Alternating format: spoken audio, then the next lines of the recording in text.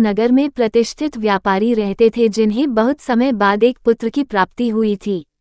उसका नाम चंद्रकांत रखा गया। चंद्रकांत घर में सभी का दुलारा था। अति कठिनाई एवं लंबे समय इंतजार के बाद संतान का सुख मिलने पर घर के प्रत्येक व्यक्ति के मन में व्यापारी के पुत्र चंद्रकांत के प्रति विशेष लाड़ प्यार था, जिसने चंद्रकांत को बहुत बिगाड़ दिया था। घर में किसी भी बात का अभाव नहीं था। चंद्रकांत की मांग से पहले ही उसकी सभी इच्छाएं पूरी कर दी जाती थी। शायद इसी के कारण चंद्रकांत को ना सुनने की आदत नहीं थी और ना ही मेहनत के महत्व का आभास था। चंद्रकांत ने जीवन में कभी अभाव नहीं देखा था, इसलिए उसका नजरिया जीवन के प्रति बहुत अलग था और वही व्यापारी ने कड़ी मेहनत से अपना व्यापार बनाया था। ढलती उम्र के साथ व्यापारी को अपने कारोबार के प्रति चिंता होने लगी थी।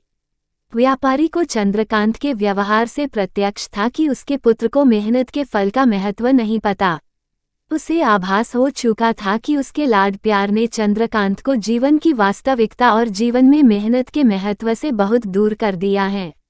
गहन चिंतन के बाद व्यापारी ने निश्चय किया कि वो चंद्रकांत को मेहनत के फल का महत्व स्वयं सिखाएगा, चाहे उसके लिए उसे कठोर ही क्यों न बनना पड़े।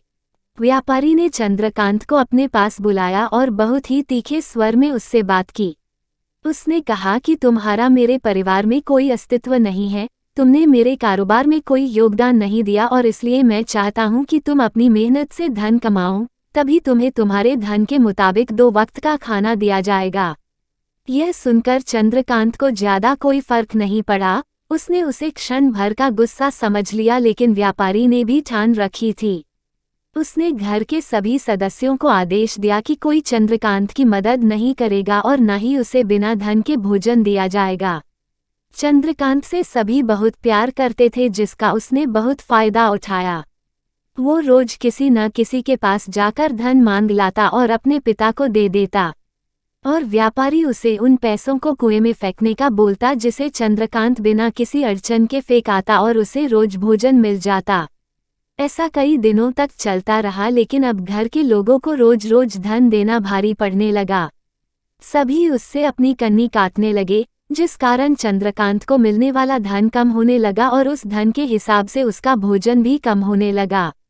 एक दिन चंद्रकांत को किसी ने धन नहीं दिया और उसे अपनी भूख को शांत करने के लिए गांव में जाकर कार्य करना पड़ा।